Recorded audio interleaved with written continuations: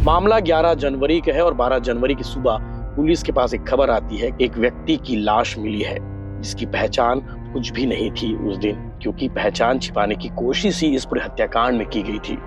मृतक की पत्नी के द्वारा उसको हायर किया गया था। उन्होंने जो है तलवार से मृतक का गला काट के और जो बाकी बॉडी पार्ट्स हैं उसको रेलवे ट्रैक पे छोड़ा और ये जो सर था उसको दूसरे गांव में जाके, गांव डिग्गी में जाके कुसुम से सख्ती से पूछताछ की गई और उसके बाद कुसुम ने सारे राज खोल दिए और बताया कि शराब पिलाई और शराब पिलाने के बाद उसकी हत्या करवा दी गई। मामा भी शामिल है और साथ में 2 सुपारी किलर भी शामिल थे। 40,000 रुपए की रकम तय की गई थी मर्डर करने के लिए।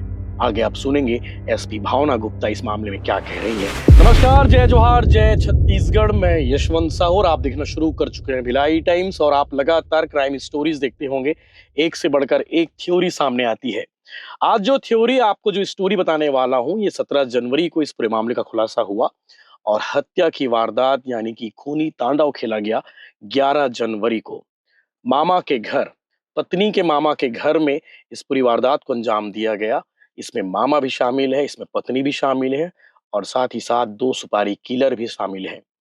इन चारों को आज भाटापारा पुलिस ने गिरफ्तार किया है। बलौदाबाजार भाटापारा पुलिस ने, एसपी भावना गुप्ता ने इस पूरे मामले का सिलसिलेवार ब्यौरा बताया है, पूरी क्राइम थ्योरी बताई है कि किस तरह से एक पत्नी अपने पति से इतनी ज्यादा हताश हो जाती है, इतनी ज्यादा चिढ़ जाती है कि उसे लगता है कि पति को रास्ते से हटाने के अलावा उसके पास और कोई चारा नहीं है। जिस व्यक्ति की हत्या हुई है उसका नाम है गैस कुमार जोशी। बेमेतरा जिला के पास में भोथीडी एक गांव है, वहां का रहने वाला है। जिस महिला ने अपने पति की हत्या की है उस महिला का नाम है कुसुम और उसके मामा का नाम है, जो इसमें हत्या की वारदात में बराबर का सहयोगी है, दारा सिंह। और साथ ही साथ इस मामले में जो सुपारी किलर की भूमिका में है उसका नाम है करण अनंत और राजेश भारती। इन सभी ने मिलकर हत्या की वारदात को अंजाम दिया है और पुलिस ने इन चारों को जेल भेज दिया है। मामला 11 जनवरी का है और 12 जनवरी की सुबह पुलिस के पास एक खबर आती है। एक व्यक्ति की लाश मिली है जिसकी पहचान कुछ भी नहीं थी उस दिन, क्योंकि पहचान छिपाने की कोशिश ही इस पूरे हत्याकांड में की गई थी। उस व्यक्ति का सर नहीं था वहां पर, सिर्फ धड़ था जो रेलवे ट्रैक पर पड़ा हुआ था। उसके ऊपर से कई बार ट्रेन गुजर चुकी थी और ये हत्यारे यही चाहते थे कि उसकी पहचान ना हो सके और इसीलिए इन्होंने, इन हत्यारों ने मिलकर उसके सिर को पास के गांव में खेत में दफन कर दिया था और उसके बाकी जो धड़ था उसे रेलवे ट्रैक पर इन्होंने बिछा दिया था। इस हत्याकांड को अंजाम देने से पहले इन्होंने पूरी प्लानिंग की, क्योंकि साल भर से पति पत्नी के बीच में विवाद चल रहा था और पत्नी ने इस बार प्लानिंग तगड़ी कर रखी थी। 40,000 रुपए में सुपारी किलर को हायर किया। सुपारी किलर पहुंचे, मामा जी पहुंचे, साथ में उसकी पत्नी कुसुम भी पहुंची।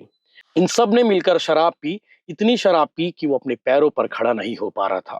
वो बेसुध होकर वहीं पर सो गया और उसके बाद इन्होंने जो सोचा था उस सोच को अंजाम देने में बिल्कुल भी देर नहीं की। ताबड़तोड़ पिटाई की। पिटाई करने के बाद उसके सिर को धड़ से अलग कर दिया।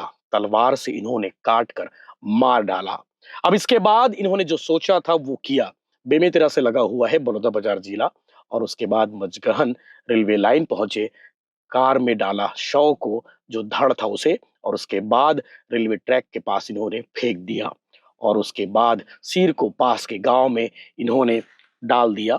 और उसके बाद जो 11 जनवरी के बाद यानी कि 12 जनवरी की सुबह पुलिस की टीम मौके पर पहुंची और पुलिस को पहले दिन से ये अंदाजा था कि ये सामान्य मौत नहीं है, सुसाइड नहीं है, ये मर्डर ही है। और उसके बाद में पुलिस ने इस मामले की जांच के लिए कई टीम बनाई। एसपी भावना गुप्ता ने के वासनिक के निर्देशन में एक अलग से टीम बनाई और उन्होंने कहा कि इस मामले की हर एंगल से जांच की जाए। उसके बाद कुछ पहचान के तौर पर वहां पर जो सबूत थे वो मिले और उसके बाद पुलिस ने अपनी जांच को आगे बढ़ाया और पुलिस की जांच की कड़ियां जुड़ती गई और उसके बाद पुलिस की टीम पहुंची कुसुम के पास। कुसुम से सख्ती से पूछताछ की गई और उसके बाद कुसुम ने सारे राज खोल दिए और बताया कि शराब पिलाई और शराब पिलाने के बाद उसकी हत्या करवा दी गई। मामा भी शामिल है और साथ में 2 सुपारी किलर भी शामिल थे। 40,000 रुपए की रकम तय की गई थी मर्डर करने के लिए। आगे आप सुनेंगे एसपी भावना गुप्ता इस मामले में क्या कह रही हैं। हमारी कोशिश होती है कि हर क्राइम स्टोरी में आपको कोई ना कोई सबक दे जाए। इस क्राइम स्टोरी में 2 ज़रूरी सबक है। एक, पति-पत्नी के बीच विवाद को ज़्यादा लंबा नहीं खींचना चाहिए, बातचीत करके मामले को सुलझाने की कोशिश करनी चाहिए। और दूसरा जो सबक है कि नशा नहीं करना चाहिए।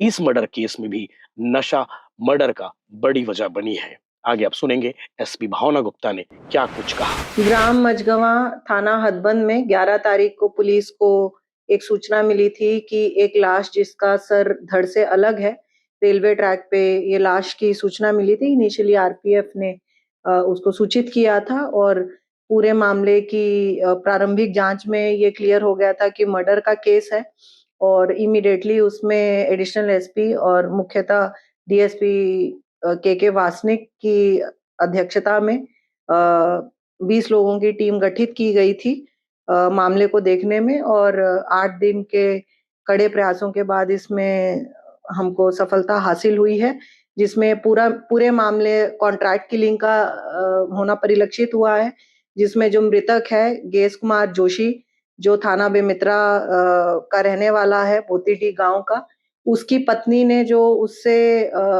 लड़ाई झगड़ा और अमानवीय व्यवहार से 1 साल से ये उनके बीच में लड़ाई झगड़ा चल रहा था, तो उसने ये योजना बनाई थी कि अपने पति की हत्या करेगी और अपने मामा और जो भाटापारा का रहने वाला है और 2 कॉन्ट्रैक्ट किलर्स को उन्होंने हायर किया और घटना दिनांक को जो है ग्राम दरचुरा में पति पत्नी आए और पति को शराब वगैरह पिलाई गई, उसको काफी नशे में करते हुए उसको घटनास्थल पे ले जाया गया। फिर ये जो 2 कॉन्ट्रैक्ट किलर्स हैं जिनको सुपारी देके 40,000 रुपए में मृतक की पत्नी के द्वारा उसको हायर किया गया था, उन्होंने जो है तलवार से मृतक का गला काट के और जो बाकी बॉडी पार्ट्स हैं उसको रेलवे ट्रैक पे छोड़ा और ये जो सर था उसको दूसरे गांव में जाके, गांव डिग्गी में जाके उसको साक्ष्य छुपाने की नीयत से उसको वहां पे बरी किया। ये पूरे मामले में अभी पुलिस ने चारों आरोपियों को गिरफ्तार कर लिया है और जो इसमें प्रयुक्त तलवार है और उसी के साथ में जो स्कल और मोबाइल फोन है मृतक का और उसका जूता जो मिसिंग था घटनास्थल से, उसको रिकवर किया गया है। इस घटना का मुख्य कारण क्या रहा होगा ओवरऑल? मुख्य कारण जो संबंध में विवेचना में सामने आया है, जो मृतक की पत्नी है उसका लड़ाई झगड़ा और अपने पति से वो काफी इसको लेके परेशान थी और लगभग 1 साल पहले से उसने ऐसी ठान लिया था कि अपने पति को मारना है और पहले भी ऐसा एक नाकाम प्रयास वो कर चुकी थी। फिर फाइनली ये पूरी तरीकेबद्ध से और साजिश रच के इस घटना को 11 तारीख को इसको अंजाम दिया गया। आपके द्वारा इसमें 5,000 रुपए की भी घोषणा किया गया था। जी, इस पूरे मामले में क्योंकि जो बॉडी थी वो हेडलेस थी, तो उसको आइडेंटिफाई करना हमारी टीम के लिए बहुत बड़ा चैलेंज था। इसी के साथ में उसको रेलवे ट्रैक पे इस उद्देश्य से आरोपियों के द्वारा फेंका गया था कि वो ट्रेन रनओवर का केस लगे या बॉडी अगर ट्रेन रनओवर से उसके बॉडी पार्ट्स ऐसे हो जाएं कि आइडेंटिफिकेशन डिफिकल्ट हो जाए, तो इसमें आइडेंटिटी एस्टैब्लिश करना एक बड़ा चैलेंज था और 100 पुलिसकर्मियों की टीम इसमें लगातार 1 हफ्ते से दिन रात मेहनत कर रही थी और इसी सफलता को देखते हुए पूरी टीम को पुरस्कृत किया गया है।